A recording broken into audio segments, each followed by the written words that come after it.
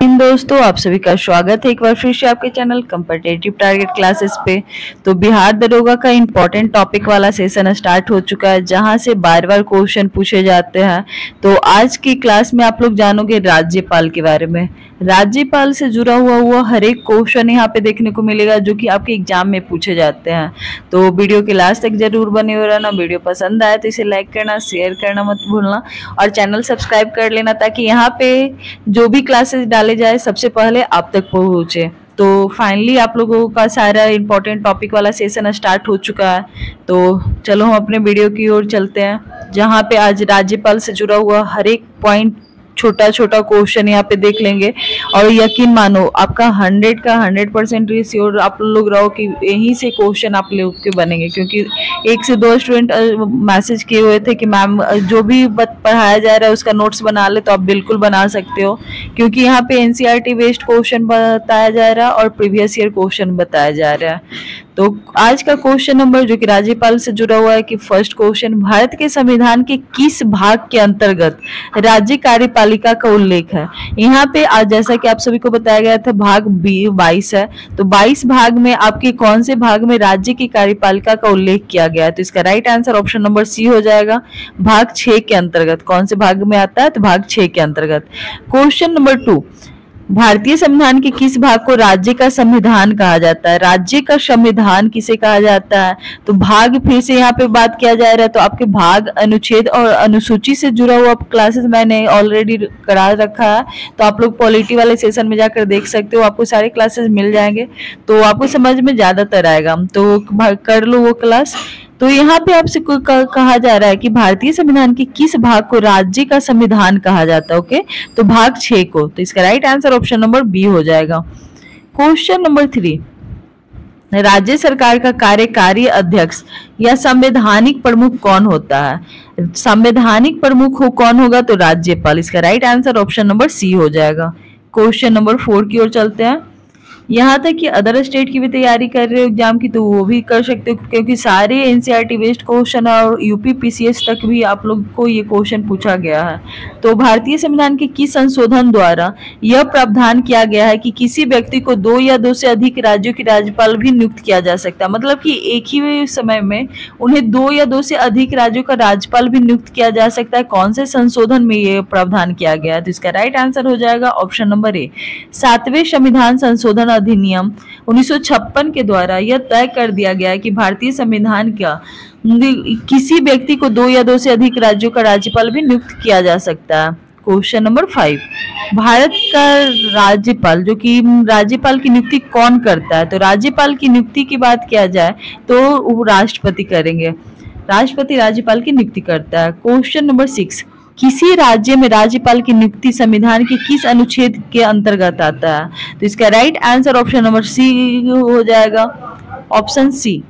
155 के तहत किसी राज्य में राज्यपाल की नियुक्ति का प्रावधान किया गया है। क्वेश्चन नंबर 7 देख लेते हैं कि भारतीय संविधान का कौन सा अनुच्छेद भारत के राज्यों के एक राज्यपाल के रूप में एक व्यक्ति को नियुक्त के लिए योग्यता निर्धारित करता है। मतलब कि राज्यपाल की योग्यता कौन से अनुच्छेद में प्रावधान किया गया है। तो इसका right answer option number C हो जाएगा, 157। क्वेश्चन नंबर 8, किसी राज्य के राज्यपाल के रूप में नियुक्त होने के लिए न्यूनतम आयु कितनी होनी चाहिए। कितनी न्यूनतम आयु की बात किया जाए तो option number B right answer हो जाएगा, 35 वर्ष। 35 वर्ष राज्यपाल की न्यूनतम आयु है। क्वेश्चन नंबर 9, भारतीय संविधान के किस अनुच्छेद के अंतर्गत राज्यपाल संसद के किसी सदन का या किसी राज्य विधानमंडल के किसी सदन का सदस्य नहीं होगा तथा कोई लाभ का पद धारण नहीं करेगा।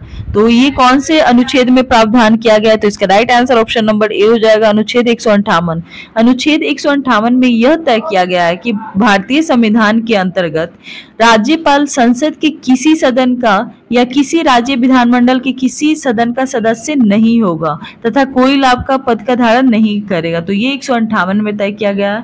क्वेश्चन नंबर 10, राज्यपाल द्वारा ली जाने वाली शपथ या प्रतिज्ञा की प्रक्रिया भारतीय संविधान के किस अनुच्छेद में दिया गया है। राज्यपाल की शपथ की बात किया जा रहा है, तो शपथ को इसमें लेगा। तो इसका right answer option number B हो जाएगा, 159।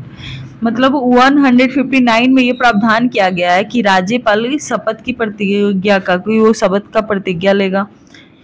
क्वेश्चन नंबर 11 नंबर क्वेश्चन देख लेते हैं कि उच्च न्यायालय के मुख्य न्यायमूर्ति या उसकी अनुपस्थिति में 4 वरिष्ठ न्यायाधीश के समकक्ष कौन शपथ या प्रतिज्ञा लेता है। तो यहाँ पे उच्च न्यायालय की बात किया जा रहा है कि उच्च न्यायालय का जो मुख्य न्यायमूर्ति होते हैं उसके साथ साथ उनके अंदर जो 4 वरिष्ठ न्यायाधीश होते हैं तो ये किनके समक्ष शपथ लेते हैं। ओके, तो इसका राइट आंसर राज्यपाल हो जाएगा। राज्यपाल से ही आप लोगों को उच्च न्यायालय से संबंधित आ चुका होगा क्वेश्चन दिमाग में। क्वेश्चन नंबर 12, राज्यपाल किसके प्रति उत्तरदायित्व होता है। तो राज्यपाल पूछा जाएगा किसके प्रति उत्तरदायित्व होता है, तो राष्ट्रपति के प्रति उत्तरदायित्व होगा। क्वेश्चन नंबर 13, किसी राज्य का राज्यपाल किसको त्यागपत्र देकर अपने पद से मुक्त हो सकता है। तो राज्यपाल को त्यागपत्र देने की बात आई तो ये कौन, पहले तो आपको उत्तरदायित्व किसके प्रति होगा, राष्ट्रपति के प्रति। तो ये अपना त्यागपत्र भी तो उन्हीं को देगा, तो राज्यपाल अपना त्यागपत्र राष्ट्रपति को देता है। क्वेश्चन नंबर 14 नंबर क्वेश्चन देख लेते कि भारत के संविधान के किसके विरुद्ध अभियोग चलाने का प्रावधान नहीं है।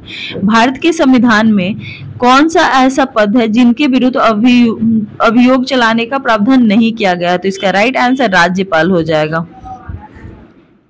आप लोग भी सारे आंसर करते चलना और लास्ट में बताना आपके कितने क्वेश्चन सही बन रहा है।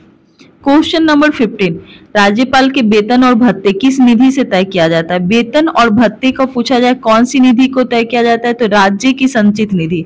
एक संचित निधि दिया हुआ रहेगा, एक राज्य का संचित निधि। तो आपको मारना है राज्य की संचित निधि से राज्यपाल के वेतन एवं भत्ते दिए जाते हैं। क्वेश्चन नंबर 16, जब एक ही व्यक्ति को 2 या 2 से अधिक राज्यों का राज्यपाल नियुक्त किया जाता है तो उस राज्यपाल की संदेह उपलब्धियां और भत्ते किसके अध्यादेश द्वारा उस राज्यों के बीच अनुपात में आवंटित किया जाएगा।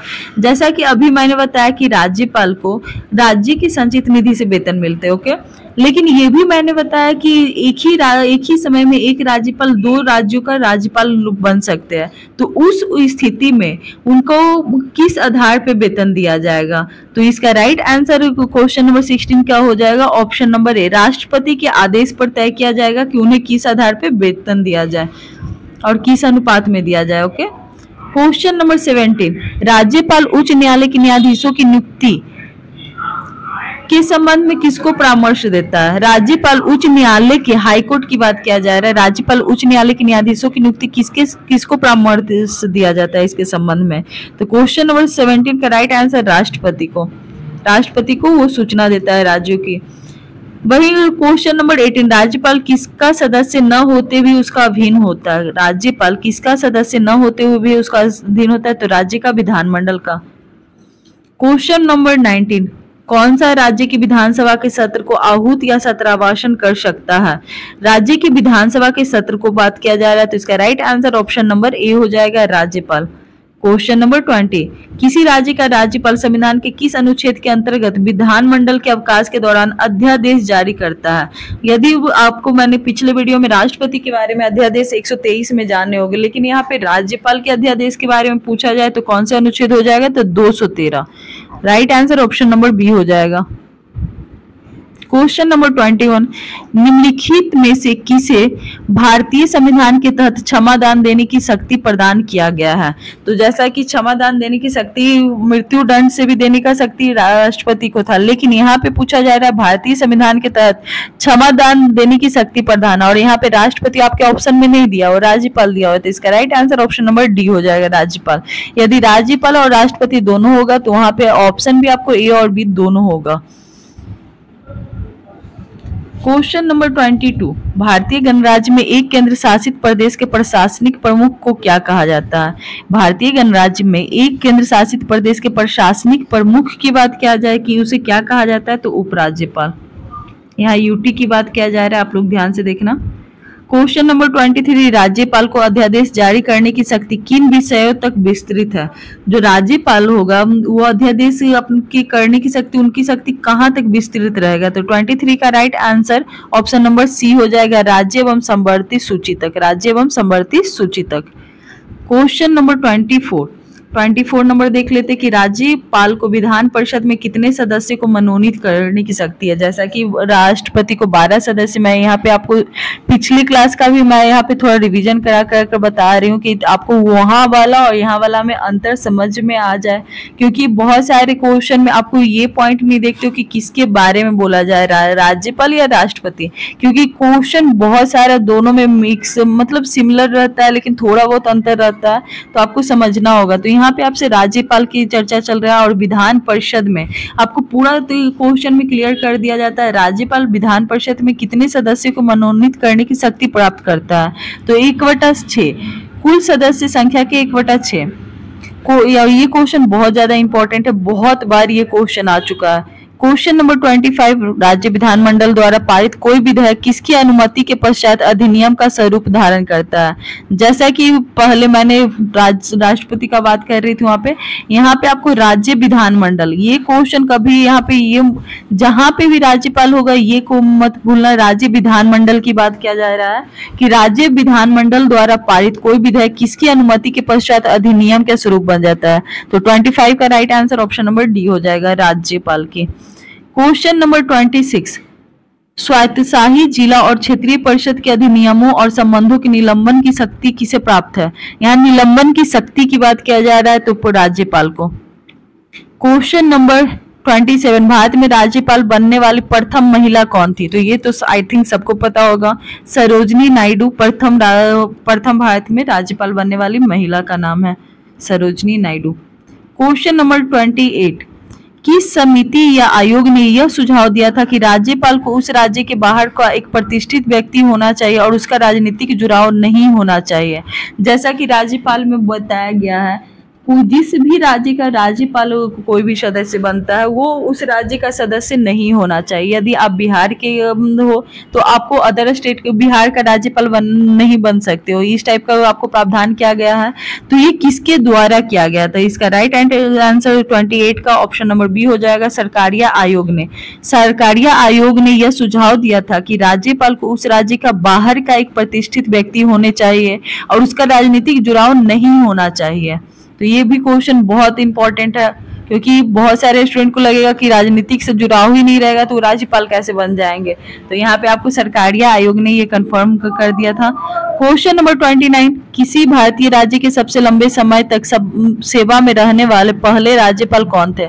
सबसे ज्यादा सेवा में रहने वाले की बात किया जाए तो ऑप्शन नंबर ए राइट हो जाएगा, MM जैकब।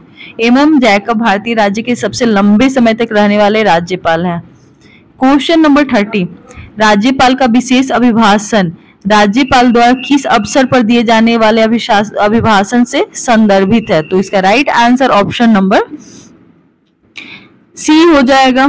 आम चुनाव के बाद बुलाए गए प्रथम सत्र के आरंभ में तथा प्रत्येक वर्ष के प्रथम सत्र पर राज्यपाल का विशेष अभिभाषण राज्यपाल द्वारा अभिभाषण से संदर्भित है। यहाँ पे देखो, आम चुनाव के बाद बुलाए गए प्रथम सत्र के आरंभ में, हर एक आम चुनाव के बाद प्रथम सत्र में बुलाया जाता है तथा प्रत्येक वर्ष के प्रथम सत्र में राज्यपाल का विशेष अभिभाषण होता है।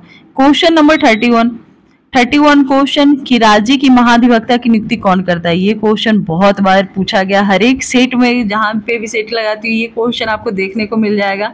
राज्य के महाधिवक्ता की नियुक्ति की बात किया जाए तो राज्य का राज्यपाल। क्वेश्चन नंबर 32, राज्यपाल के अध्यादेश जारी करने की शक्ति के बारे में निम्नलिखित में से क्या सही नहीं है। जी हाँ, यहाँ पे बात किया जा रहा है राज्यपाल के अध्यादेश जारी करने में कौन सा चीज है जो निम्नलिखित में से सही नहीं है। तो यहाँ पे आपको सही नहीं वाला देखने के लिए आपको सारे चीज पे ध्यान देना होगा। यह विवेकाधीन शक्ति नहीं है, बिल्कुल सही है। राज्यपाल किसी भी समय अध्यादेश को वापस ले सकता है, ये भी सही है। अध्यादेश की शक्ति का प्रयोग तभी किया जा सकता है जब विधानमंडल सत्र में न हो, बिल्कुल सही है।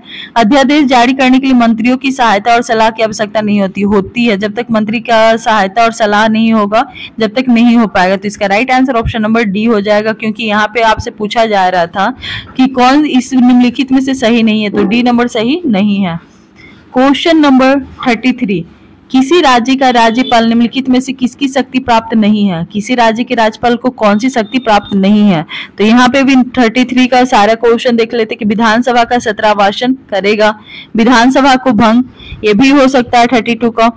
33 का 2 नंबर भी सही है। विधानसभा को बुलाने का ये भी है, जबकि विधानसभा को स्थगित करने का नहीं हो सकता है। तो इसका right answer option number C हो जाएगा कि राज्यपाल, राज्य के राज्यपाल को निम्नलिखित में से कौन सी शक्ति प्राप्त नहीं है, तो विधानसभा को स्थगित करने का। क्वेश्चन नंबर 34, राज्य लोक सेवा आयोग के अध्यक्ष एवं सदस्यों की नियुक्ति की जाती है। राज्य लोक सेवा आयोग के अध्यक्ष एवं सदस्यों की नियुक्ति की जाती है किसके द्वारा, तो राज्यपाल के द्वारा। इसका right answer option number A हो जाएगा। जहां पे भी राज्य आ जाए, कोई बड़ा चीज हो, राज्यपाल में टिक लगा दो आप लोग। क्वेश्चन नंबर 35, निम्नलिखित में से किस मुद्दे पर राज्यपाल राष्ट्रपति को सिफारिश कर सकता है। किस आधार पे या किस मुद्दे पर राज्यपाल राष्ट्रपति को सिफारिश कर सकता है, तो 35 का right answer option number A हो जाएगा, राज्य मंत्रिपरिषद को बर्खास्तगी पे। तो ये भी सही है। राज्य उच्च न्यायालय के न्यायाधीशों का निष्कासन पे, ये तो गलत है। राज्य विधानसभा के विघटन पे, ये भी सही है। राज्य में संवैधानिक मशीनरी के भंग होने की घोषणा पे, ये भी सही है। तो यहाँ पे देख लेते ए सी डी कहाँ पे है, तो इसका right answer option number A हो जाएगा आप लोग का। क्वेश्चन नंबर 36, राज्य विधानमंडल के अनुमोदन के बिना राज्यपाल द्वारा जारी अध्यादेश कितनी अवधि के लिए लागू होगा। ये क्वेश्चन बहुत अच्छा क्वेश्चन है। राज्य विधानमंडल के अनुमोदन के बिना राज्यपाल द्वारा जारी अध्यादेश कितनी अवधि तक ही लागू रह सकता है, तो 36 का राइट आंसर बात किया जाए तो 6 सप्ताह। यहाँ सप्ताह पे ध्यान देना, 6 सप्ताह की बात किया जा रहा है। क्वेश्चन नंबर 37 की ओर चलते हैं। निम्नलिखित में से कौन से भारत के राष्ट्रपति की इच्छा तक पद पर बने रह सकते हैं, तो राष्ट्रपति की इच्छा तक बने रहने वाला पद राज्यपाल का। क्वेश्चन नंबर 38, निम्नलिखित में से किसे भारतीय संविधान के अनुच्छेद 161 के तहत क्षमादान देने की शक्ति प्रदान किया गया है। क्षमादान देने की शक्ति प्रदान किया गया, किसे दिया गया, तो इसका right answer option number D हो जाएगा, राज्यपाल को। क्वेश्चन नंबर 39, निम्नलिखित में से किसको महाभियोग के बिना हटाया जा सकता है। महाभियोग के बिना हटाया जाने वाला पद किसी राज्य के राज्यपाल को। तो आज का क्वेश्चन बेसिकली राज्यपाल से जुड़ा हुआ था, और यहाँ से ही आपके बिहार दरोगा में क्वेश्चन बनते हैं, जो कि आपके एग्जाम के लिए सारे सेशन करना आपको बहुत ज़्यादा ज़रूरी हो जाता है। तो आप हर एक टॉपिक वाले सेशन को कंप्लीट क्या करो, वीडियो पसंद आए तो इसे लाइक करो, शेयर करो और कमेंट करो कि आपको कौन किस टाइप की वीडियो चाहिए, ताकि आपका एग्जाम में मैं हेल्प कर सकूं। और आपको नोट्स वगैरह भी चाहिए तो आप लोग प्लीज़ कमेंट कर सकते हो। तो थैंक यू।